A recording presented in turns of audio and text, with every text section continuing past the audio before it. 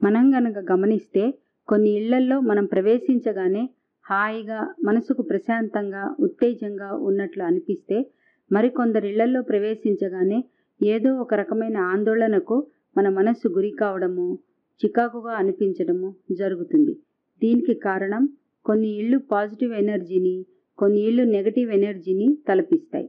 ఈ పాజిటివ్ ఎనర్జీని పొందడానికి మరియు నెగటివ్ ఎనర్జీని ఇంట్లో నుంచి నెట్టివేయడానికి ఫెంగ్షూ సిద్ధాంతం చాలా పనికి వస్తుంది. ఈ ఫెంగ్షూ సిద్ధాంతం ప్రకారం కొన్ని మొక్కలను ఇంట్లో పెంచుకుంటే ఆక్సిజన్ ఇవ్వడమే కాక ఇంట్లోని బ్యాడ్ స్మెల్ని తొలగిస్తాయిట. ఆ మొక్కల వలన అదృష్టము మరియు సంపద వృద్ధి చెందటమే కాక మన ఇంట్లోని నెగటివ్ ఎనర్జీని అరికట్టి పాజిటివ్ ఎనర్జీతో నింపుతుందట. అలాంటి మొక్కల్లో ఒకటి ఈ జేడ్ ప్లాంట్. చైనా మనీ ప్లాంట్గా పిలిచే ఈ జేడ్ ప్లాంట్ మన ఇంటి పరిసరాల్లో ఉండే రేడియేషన్ నుండి, డస్ట్ నుండి, కెమికల్స్ నుండి కాపాడుతుంది. అన్నిటికంటే అతి ముఖ్య విషయము ఏంటంటే ఫెంగ్షూ సిద్ధాంతం ప్రకారం అత్యంత అదృష్టమైన మొక్కగా ఈ జేడ్ ప్లాంట్ను వర్ణిస్తారు. అలాగే కాసులు కురిపించే మొక్కగా కూడా దీన్ని అభివర్ణిస్తారు. ఈ మొక్క ఎక్కడ ఉంటే అక్కడ లక్ మరియు ధన సంపద మెండుగా ఉంటాయని భావిస్తారు.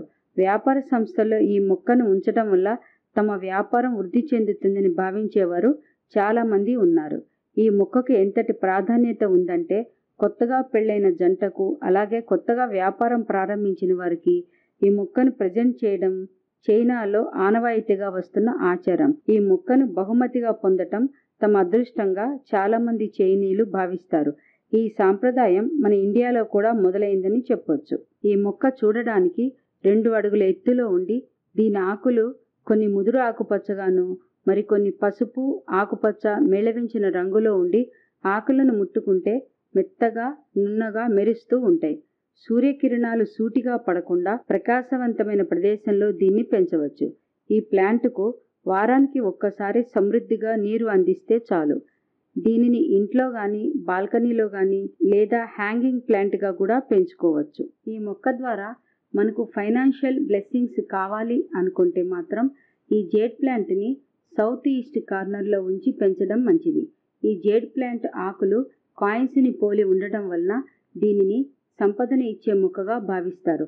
కాబట్టి ప్రతి ఒక్కరూ ఈ జేడ్ ప్లాంట్ని మీ ఇంట్లో తెచ్చి పెంచుకోండి. ఇలాంటి విషయాలు ఇంకా తెలుసుకోవాలనుకుంటే తెలుగు ట్యాబ్లెట్స్ ఛానల్కి సబ్స్క్రైబ్ చేయడం మర్చిపోవద్దు.